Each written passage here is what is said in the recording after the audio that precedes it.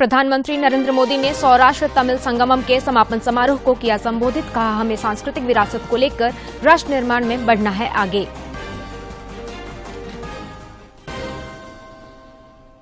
रांची के कांके स्थित एनएलयू में आयोजित 4 दिवसीय वार्षिक यूथ फेस्ट में शामिल हुए विधानसभा अध्यक्ष रविंद्रनाथ महतो। कहा, जीवन का लक्ष्य होना चाहिए शिक्षा और कार्य।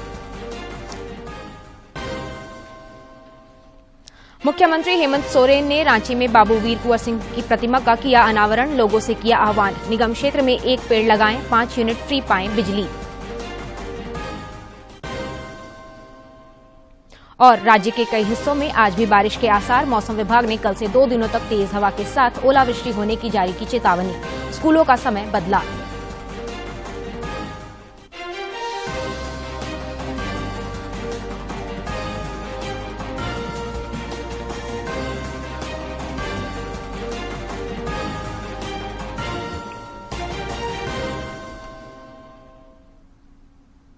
नमस्कार, खबरें झारखंड में आपका स्वागत है। मैं हूं कामिनी और अब समाचार विस्तार से। प्रधानमंत्री नरेंद्र मोदी ने आज सौराष्ट्र तमिल संगमम के समापन समारोह को वीडियो कॉन्फ्रेंसिंग के माध्यम से संबोधित किया। 10 दिवसीय संगमम में शामिल होने के लिए 3000 से अधिक सौराष्ट्रीय तमिल विशेष रेलगाड़ी से सोमनाथ आए हैं। इसकी शुरुआत 17 अप्रैल को हुई थी। समापन समारोह में अन्य लोगों के अलावा झारखंड के राज्यपाल सीपी राधाकृष्णन भी शामिल हुए। समापन समारोह को संबोधित करते हुए प्रधानमंत्री ने कहा कि हमें सांस्कृतिक विरासत को लेकर राष्ट्र निर्माण में आगे बढ़ना है। इन सभी का एक साथ दर्शन कर रहे हैं। मैं इस अद्भुत आयोजन के लिए सौराष्ट्र और तमिलनाडु के सभी लोगों को बधाई देता हूं। आप सभी का अभिनंदन करता हूं। साथियों, आज आजादी के अमृत काल में हम सौराष्ट्र तमिल संगमम जैसे सांस्कृतिक आयोजनों की एक नई परंपरा के गवाह बन रहे हैं। आज से कुछ महीने पहले ही बनारस में काशी तमिल संगमम का आयोजन हुआ था, जिसकी पूरे देश में खूब चर्चा हुई थी। उसके बाद देश के अलग अलग हिस्सों में इस तरह के कार्यक्रमों के कई स्वतः स्फूर्त प्रयास शुरू हुए हैं और आज सौराष्ट्र की धरती पर एक बार फिर हम भारत की 2 प्राचीन धाराओं का संगम होता देख रहे हैं। सौराष्ट्र तमिल संगमम का यह आयोजन केवल गुजरात और तमिलनाडु का संगम नहीं है। ये देवी मीनाक्षी और देवी पार्वती के रूप में एक शक्ति की उपासना का उत्सव भी है। ये भगवान सोमनाथ और भगवान रामनाथ के रूप में एक शिव की भावना का उत्सव भी है। ये संगमम नागेश्वर और सुंदरेश्वर की धरती का संगम है। ये श्री कृष्ण और श्री रंगनाथ की धरती का संगम है। ये संगम है नर्मदा और वैगई का। ये संगम है डांडिया और कोलाठम का। ये संगम है द्वारिका और मदुरई जैसी पवित्र पुरियों की परंपराओं का। और ये सौराष्ट्र तमिल संगम है सरदार पटेल और सुब्रमण्यम भारती के राष्ट्र प्रथम से ओतप्रोक्त संकल्प का। हमें इन संकल्पों को लेकर आगे बढ़ना है। हमें इस सांस्कृतिक विरासत को लेकर राष्ट्र निर्माण के लिए आगे बढ़ना है। प्रधानमंत्री नरेंद्र मोदी ने आज सौराष्ट्र तमिल संगमम के समापन समारोह में वर्चुअल माध्यम से एक पुस्तक का भी विमोचन किया। श्री नरेंद्र मोदी जी ने शास्त्रों के विकास हेतु 2005 में जब वे गुजरात के मुख्यमंत्री थे, तब श्री सोमनाथ संस्कृत यूनिवर्सिटी की स्थापना करवाई थी। इसी यूनिवर्सिटी ने माननीय प्रधानमंत्री जी की परिकल्पना सौराष्ट्र तमिल संगमम की सराहना के लिए 113 श्लोक द्वारा एक पुस्तिका तैयार की गई है। श्री सोमनाथ संस्कृत यूनिवर्सिटी के कवियों और विशेषज्ञों ने एक ग्रंथ की रचना की है, जिसका ई विमोचन हमारे माननीय प्रधानमंत्री श्री रिमोट द्वारा दिल्ली से करेंगे।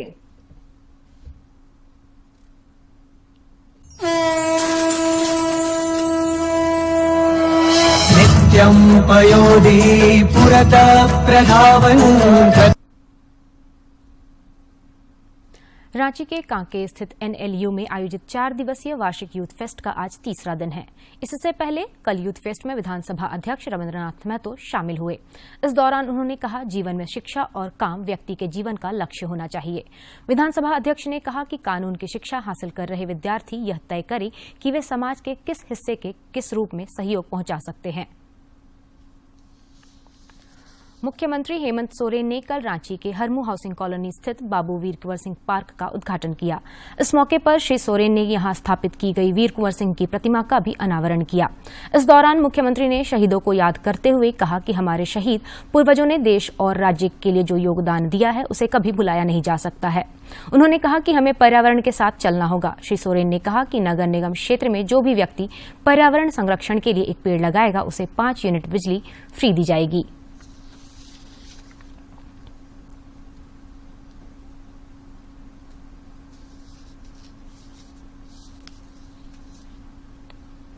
मुझे पुनः ये योगदान मिला कि इस राज्य को एक दिशा दूं, और इस क्रम में आप देखे होंगे कि कई सारे हरमू हाउसिंग कॉलोनी के मैदान सुसज्जित और नए तरीके से उसका जीर्णोद्धार किया गया।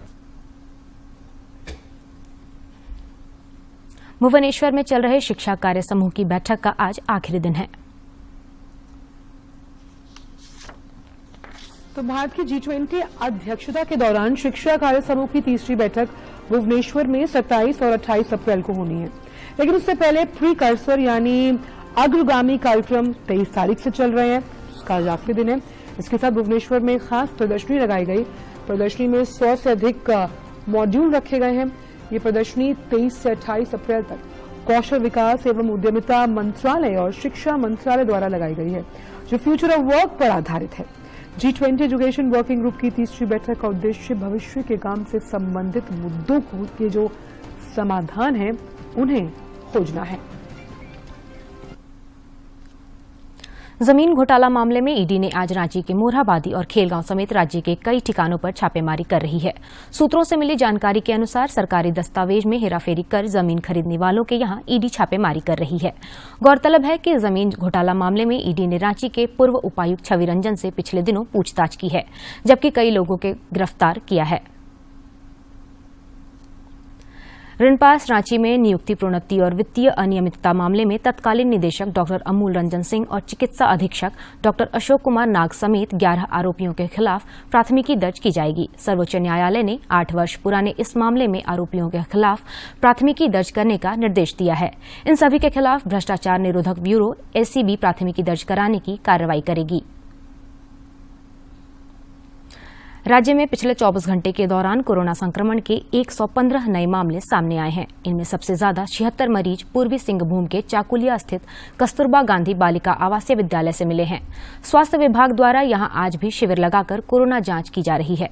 फिलहाल राज्य में कोरोना संक्रमितों की कुल संख्या बढ़कर 366 हो गई है।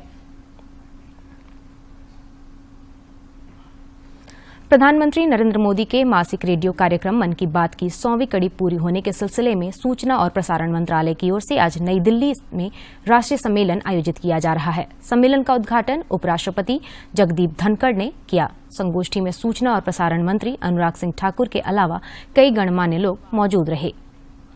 केंद्रीय गृह एवं सहकारिता मंत्री अमित शाह समापन सत्र की अध्यक्षता करेंगे। इस अवसर पर रेल, संचार, इलेक्ट्रॉनिक्स और सूचना प्रौद्योगिकी मंत्री अश्विनी वैष्णव उपस्थित रहेंगे। समापन सत्र में मन की बात के 100 एपिसोड पर एक स्मारक डाक टिकट और सिक्का भी जारी किया जाएगा। मैं कहना चाहता हूं कि 30 अप्रैल को इसी महीने 100 एपिसोड यानी कि सेंचुरी मन की बात की होने वाली है और हम सबको उसका इंतजार है।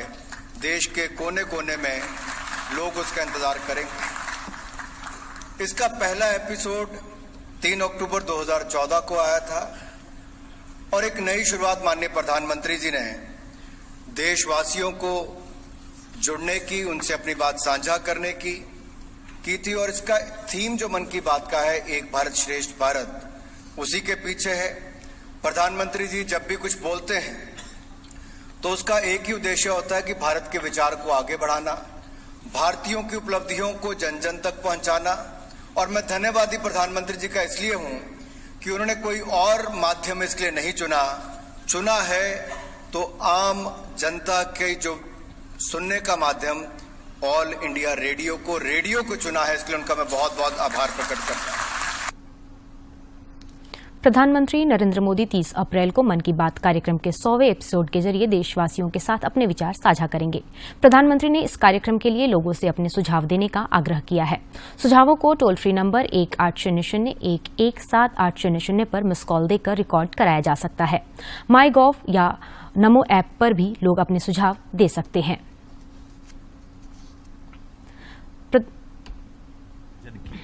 संघर्षों के कुछ किस्से, कहानी कुछ सफलताओं की, अनकही विरासत की, उम्मीदें नए भारत की।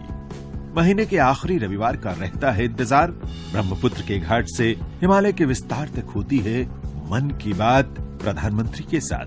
तो सुनिए इस महीने 30 अप्रैल सुबह 11 बजे प्रधानमंत्री जी के मन की बात का 100वां एपिसोड आकाशवाणी और दूरदर्शन के सभी चैनलों पर। प्रधानमंत्री जी के मन की बात के 100वें एपिसोड के प्रादेशिक भाषाओं में अनुवाद का पुनः प्रसारण आप सुन सकते हैं रात 8 बजे आकाशवाणी और दूरदर्शन के सभी प्रादेशिक चैनलों पर। तो याद रखें, मन की बात का 100वां एपिसोड रविवार 30 अप्रैल सुबह 11 बजे। प्रधानमंत्री नरेंद्र मोदी ने 27 फरवरी 2022 को प्रसारित मन की बात कार्यक्रम में मातृभाषा के संदर्भ में बात की थी। आइए सुनते हैं प्रधानमंत्री ने क्या कहा था।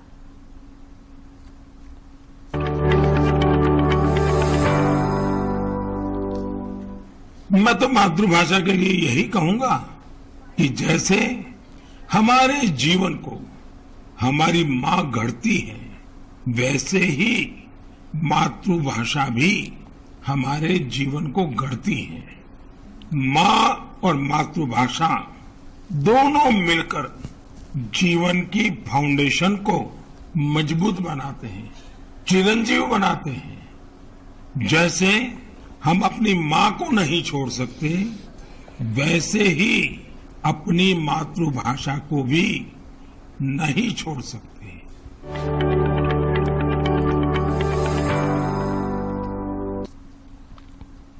कोल इंडिया की ओर से रांची में आयोजित 2 दिवसीय CSR कॉन्फ्रेंस का आज दूसरा दिन है। कॉन्फ्रेंस के पहले दिन कल सामाजिक दायित्वों से संबंधित विभिन्न पहलुओं पर अधिकारियों ने अपने विचार व्यक्त किए।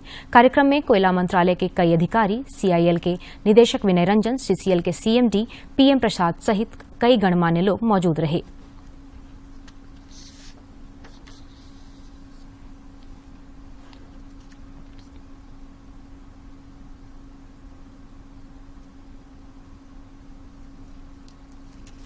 चक्रधरपुर मंडल के बामड़ा धारुआ डीही रेलखंड के बीच ट्रैफिक ब्लॉक की वजह से आज हटिया पूरी तपस्विनी एक्सप्रेस का हटिया संबलपुर के बीच परिचालन स्थगित रहेगा, जबकि पूरी हटिया एक्सप्रेस का परिचालन सामान्य रूप से होगा। वहीं रांची चौपन रांची एक्सप्रेस में यात्रियों की सुविधा के लिए 2 जून तक अतिरिक्त कोच लगाए जाएंगे। केंद्र सरकार ने पंजाब के पूर्व मुख्यमंत्री और शिरोमणि अकाली दल के संरक्षक प्रकाश सिंह बादल के निधन पर आज से 2 दिन के राष्ट्रीय शोक की घोषणा की है। राजकीय शोक की अवधि के दौरान सरकारी इमारतों पर राष्ट्रीय ध्वज आधा झुका रहेगा और इन 2 दिनों में कोई आधिकारिक मनोरंजन नहीं होगा। राष्ट्रपति द्रौपदी मुर्मू, प्रधानमंत्री नरेंद्र मोदी, राज्यपाल CP राधाकृष्णन और मुख्यमंत्री हेमंत सोरेन समेत कई राजनेताओं ने प्रकाश सिंह बादल के निधन पर शोक व्यक्त किया है।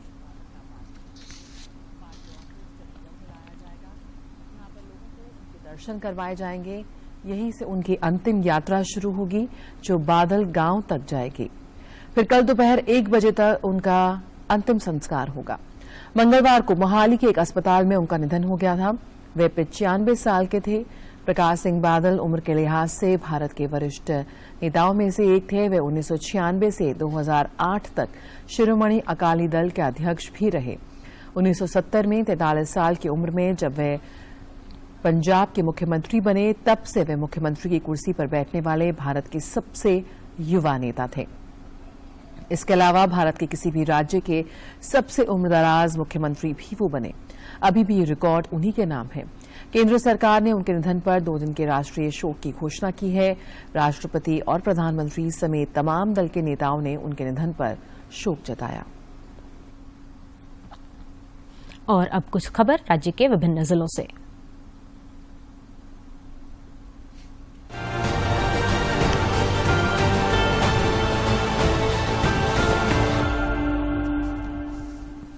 रांची के सांसद संजय सेठ की पहल पर चांडिल और खलाड़ी रेलवे स्टेशन पर ट्रेन ठहराव की बहुप्रतीक्षित मांग पूरी हो गई। रेलवे बोर्ड ने इन स्टेशनों पर ट्रेनों के ठहराव संबंधी अधिसूचना जारी कर दी है। इसके लिए सांसद ने प्रधानमंत्री और रेल मंत्री का क्षेत्र की जनता की तरफ से आभार जताया है। दुमका के न्यायिक दंडाधिकारी प्रथम श्रेणी की अदालत ने एक युवती से छेड़खानी के मामले में अभियुक्त पंचू मियां को दोषी करार देते हुए 2 वर्ष की सजा और 10,000 रुपए का जुर्माना लगाया है। जुर्माना की राशि अदा नहीं करने पर अभियुक्त को 3 माह की अतिरिक्त सजा काटनी होगी। गिरिडीह मुफस्सिल थाना क्षेत्र के गपेई में पुलिस ने छापेमारी कर ठगी की योजना बनाते 4 साइबर अपराधियों को गिरफ्तार किया है। इनमें भुवनेश्वर मंडल, प्रदीप मंडल, विजय मंडल और पवन मंडल शामिल हैं। चारों आरोपियों को पूछताछ के बाद जेल भेज दिया गया है। खूंटी जिले के प्रसिद्ध पर्यटन स्थल रिमिक्स फॉल में नहाने के क्रम में डूबने से 2 छात्रों की मौत हो गई। मृतकों की पहचान बिहार के मुंगेर जिले के तारापुर थाना क्षेत्र निवासी सौरभ कुमार सिंह और हजारीबाग निवासी अनुराग कुमार के रूप में हुई है। राजकीय पॉलिटेक्निक कॉलेज कोडरमा को स्थानांतरित करने एवं इंजीनियरिंग कॉलेज के निजीकरण के खिलाफ भाकपा जिला परिषद के नेतृत्व में धरना प्रदर्शन किया गया। धरना के पूर्व जुलूस निकाला गया। जुलूस का नेतृत्व भाकपा जिला मंत्री प्रकाश रजक और अखिल भारतीय नौजवान संघ के जिला अध्यक्ष रंजन कुमार रजक समेत अन्य ने किया। धनबाद सदर थाना क्षेत्र के पॉलिटेक्निक रोड पर दिन दहाड़े अपराधियों ने हथियार दिखाकर अनाज व्यापारी से 3,72,000 रुपए लूटकर फरार हो गए। लूट का विरोध करने पर अपराधियों ने व्यापारी के साथ मारपीट भी की। पुलिस मामले की छानबीन में जुटी है। मुक्ति संस्था के एक प्रतिनिधिमंडल ने रांची नगर निगम के आयुक्त शशि रंजन से मुलाकात की। इस दौरान प्रतिनिधिमंडल ने नगर आयुक्त को शहर में विद्युत सप्ताह गृह निर्माण की मांग को लेकर एक ज्ञापन सौंपा। रांची विश्वविद्यालय का 36वां दीक्षांत समारोह 2 मई को होगा। समारोह मोराबादी मैदान स्थित दीक्षांत मंडप में आयोजित किया जाएगा। विश्वविद्यालय के 36वें दीक्षांत समारोह में मुख्य अतिथि के रूप में राज्यपाल सह कुलाधिपति सीपी राधाकृष्णन शामिल होंगे।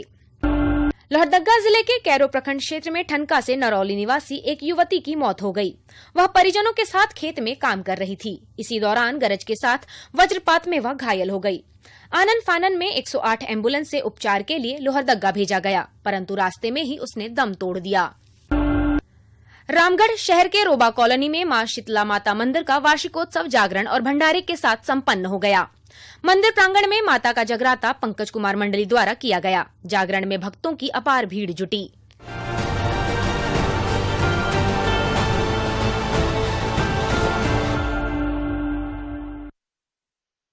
जानते हैं मौसम का हाल। राज्य में पिछले कुछ दिनों से मौसम का उतार चढ़ाव जारी है। रांची स्थित मौसम विज्ञान केंद्र के अनुसार रांची समेत राज्य के कई इलाकों में आज भी बारिश होने की संभावना है। विभाग ने 27 और 28 अप्रैल को तेज हवा के साथ ओलावृष्टि होने की चेतावनी जारी की है। वहीं 1 मई तक मौसम में यह बदलाव देखने को मिल सकता है। इस दौरान आसमान में बादल छाए रहेंगे और गरज के साथ बारिश भी हो सकती है। हालांकि आज से अधिकतम तापमान में भी बढ़ोतरी होने की संभावना है। राज्य के सभी सरकारी, गैर सरकारी, सहायता प्राप्त, अल्पसंख्यक और सभी कोटि के विद्यालय आज से पूर्व निर्धारित समय पर संचालित किए जा रहे हैं। वहीं निजी विद्यालयों का संचालन भी संबंधित विद्यालयों के दिशा निर्देशों के अनुरूप किया जा रहा है। स्कूली शिक्षा एवं साक्षरता विभाग ने मौसम में हुए सरकारी विद्यालयों की समय सारणी में फिर से बदलाव किया है। इससे पहले भीषण गर्मी को देखते हुए 19 अप्रैल से सभी कोटि के विद्यालयों को प्रातःकालीन करने का निर्देश जारी किया गया था।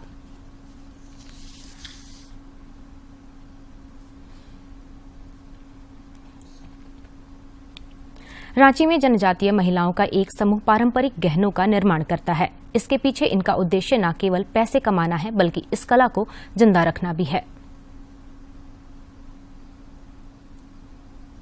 खूबसूरत इतना कि हीरे से कम नहीं, और सस्ता इतना कि खो जाए तो भी गम नहीं, और चमक ऐसी कि सोना भी शर्मा जाए। दरअसल मैं तारीफ कर रही हूं उन पारंपरिक गहनों की जिसे ये आदिवासी महिलाएं बना रही हैं। इन गहनों पर जो चमक है वह इनकी कई दिनों की कड़ी मेहनत का है। इन गहनों का निर्माण इनके लिए आजीविका का साधन तो है ही, इनकी परंपरा का अहम हिस्सा भी है। सबको इसे ही बना के हम लोग पहले जैसे पूर्वाज में जो हम लोग पहनते थे वैसे ही हम लोग पहन के नाचेंगे। हम लोग वैसे ही हम लोग सिखा रहे हैं सब बच्चा सबको। जनजातीय लोक कलाकार और रचनाकार स्वर्गीय रामदयाल मुंडा की जेनाची से बाची का अर्थ व्यापक है और आदिवासियों की एकजुटता का इन गहनों और आदिवासी पारंपरिक नृत्यों से गहरा नाता भी है। इन गहनों और अपने पारंपरिक नृत्यों के जरिए ये फिर से समाज को एकजुट करने और अपनी विरासत को बचाने की कोशिश में है। शोभा होता है, इसको पहनते हैं तो अच्छा लगता है हम लोग को। तो पहले का संस्कृत कला संस्कृत ने पहले पहन के हम लोग नाचते थे, बाल बच्चा सबके जोड़ा के अखड़ा में, तो अच्छा लगता था। आदिवासी लोक परंपराओं में इन गहनों की खास जगह है, या यूं कहे कि इन गहनों के बिना इनके पर्व त्योहार अधूरे हैं। कोई जगह भी कोई पर्व त्योहार हो गया, चाहे शादी ब्याह हुआ, चाहे कहीं भी हम लोग को शौक है, इसको हम लोग इसे पहन के और हम लोग चल जाते हैं नाचने देखने।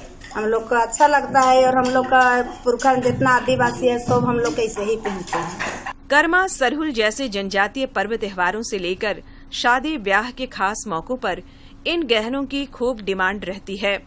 अपने इस हुनर को ये अगली पीढ़ी को सौंप रहे हैं ताकि इसकी खूबसूरती बची रहे।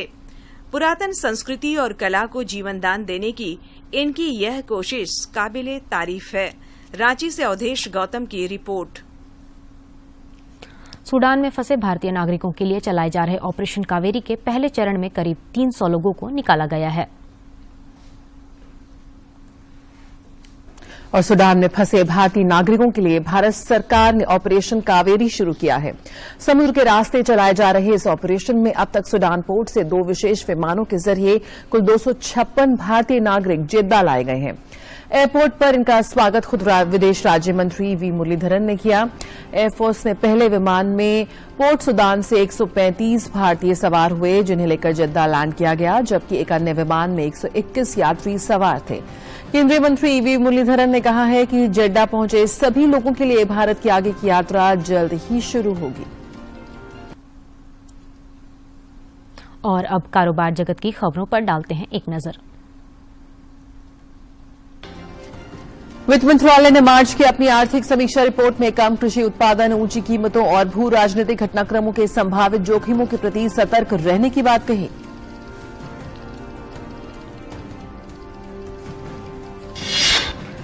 आरबीआई ने विभिन्न मानदंडों का उल्लंघन करने के लिए 4 सहकारी बैंकों पर 44 लाख रुपए का लगाया जुर्माना। आरबीआई ने बॉम्बे मर्केंटाइल कोऑपरेटिव बैंक और पुणे स्थित जनता सहकारी बैंक पर 13 लाख रुपए का लगाया जुर्माना। सरकार ने प्राइवेट नौकरी करने वालों के हित में एक फैसला लिया है। ईपीएफओ ने नए सर्कुलर में ज्वाइंट एप्लीकेशन फॉर्म को अंतिम तिथि तक जमा करने के बाद फील्ड ऑफिसर की तरफ से इसकी जांच करने की कही बात। ई श्रम पोर्टल पर कई नई सुविधाओं की शुरुआत की गई। अतिरिक्त सुविधाएं पोर्टल की उपयोगिता को बढ़ाएंगी और असंगठित क्षेत्र के श्रमिकों के लिए आसान रजिस्ट्रेशन को देंगी बढ़ावा। भारत ऑस्ट्रेलिया के द्विपक्षीय संबंधों को बनाने में टाटा सन्स के चेयरमैन रतन टाटा को ऑस्ट्रेलिया का सर्वोच्च सम्मान ऑर्डर ऑफ ऑस्ट्रेलिया से सम्मानित किया गया।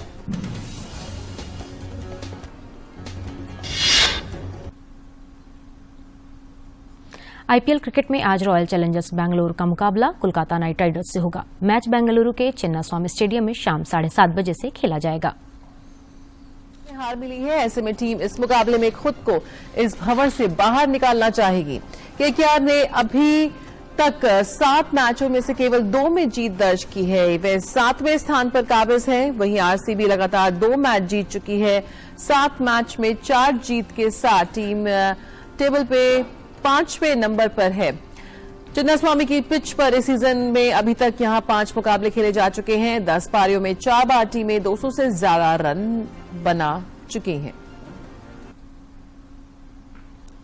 उधर आईपीएल में क्रिकेट में कल खेले गए मैच में गुजरात टाइटंस ने मुंबई इंडियंस को 55 रन से हरा दिया। करने वाली दूसरी टीम बनी। इस मैच में मुंबई इंडियंस के कप्तान रोहित शर्मा ने टॉस जीतकर पहले गेंदबाजी करने का फैसला किया और गुजरात से पहले बल्लेबाजी करते हुए मुंबई के सामने 208 रन का लक्ष्य रखा। गुजरात की ओर से शुभमन गिल ने 34 गेंदों में 56 रन की पारी खेली। इसके जवाब में मुंबई की टीम 152 रन बना पाई, मैच हार गई। गुजरात के नूर अहमद ने 3 विकेट लिए, राशिद खान और मोहित शर्मा ने 2-2 विकेट चटकाए। हार्दिक पांड्या को 1 विकेट मिला। योग भगाए रोग। आइए योग के जरिए जानते हैं तनाव दूर करने के कुछ योगासन।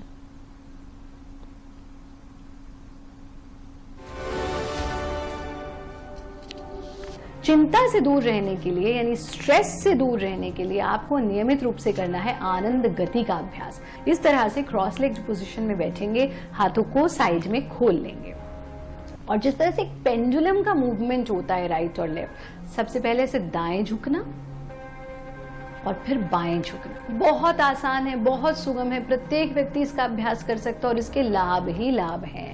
यानी चारों दिशाओं में आपकी उंगलियां खुली हुई हैं और अपनी कमर से, रीढ़ से आप पेंडुलम जैसी मूवमेंट कर रहे हैं, राइट एंड लेफ्ट। इस मूवमेंट को कम से कम 10-20 बार तक आप आराम से कर सकते हैं। आपका माइंड पूरी तरह से रिलैक्स हो जाएगा, आपको लगेगा कि चिंता आपसे दूर जा रही है और 20 बार करने के बाद वापस आ जाएं, शरीर को ढीला छोड़ दें, यानी अपनी क्षमता के अनुसार करना रहेंगे। दूसरा अभ्यास सभी लोग करेंगे घूर्णिका मुद्रा का। घूर्णिका मुद्रा बहुत लाभकारी मुद्रा है और बहुत सुगम भी है। बस जिनको सीवियर लंब पेन या सीवियर लोअर बैक पेन की समस्या है वो इसका अभ्यास नहीं करेंगे, बाकी सभी लोग कर सकते हैं। क्रॉस लेग पोजीशन में बैठना, जो पद्मासन में बैठ सकते हैं पद्मासन में बैठे, नहीं तो अर्ध पद्मासन या चौकड़ी मार करके बैठेंगे। हाथों को इस तरह से अपने घुटनों पर टिका देंगे और कैसे शुरू करेंगे, इस तरह से हम आगे झुकते हैं और यहां से सर्कुलर मूवमेंट लेते हैं, side, back, side and front, clockwise और फिर एंटी क्लॉकवाइज। पूरा चक्र बनाना, फिर कमर को सीधा कर देना, शरीर को ढीला छोड़ देना। 10 बार आप क्लॉकवाइज और एंटी क्लॉकवाइज घूर्णिका मुद्रा का अभ्यास कर सकते हैं।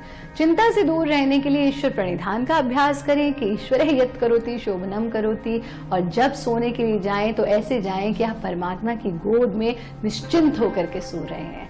आप स्वस्थ रहें, मस्त रहें, व्यस्त रहें और किसी परेशानी से नहीं त्रस्त रहें। फिलहाल बुलेटिन में इतना ही। अंत में मुख्य समाचार एक बार फिर। प्रधानमंत्री नरेंद्र मोदी ने सौराष्ट्र तमिल संगमम के समापन समारोह को किया संबोधित। कहा, हमें सांस्कृतिक विरासत को लेकर राष्ट्र निर्माण में बढ़ना है आगे। रांची के काके स्थित एनएलयू में आयोजित 4 दिवसीय वार्षिक यूथ फेस्ट में शामिल हुए विधानसभा अध्यक्ष रविन्द्रनाथ महतो। कहा, जीवन का लक्ष्य होना चाहिए शिक्षा और कार्य।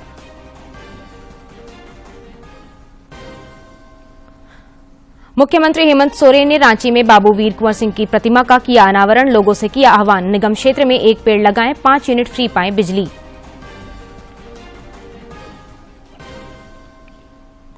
और राज्य के कई हिस्सों में आज भी बारिश के आसार। मौसम विभाग ने कल से 2 दिनों तक तेज हवा के साथ ओलावृष्टि होने की जारी की चेतावनी। स्कूलों का समय बदला।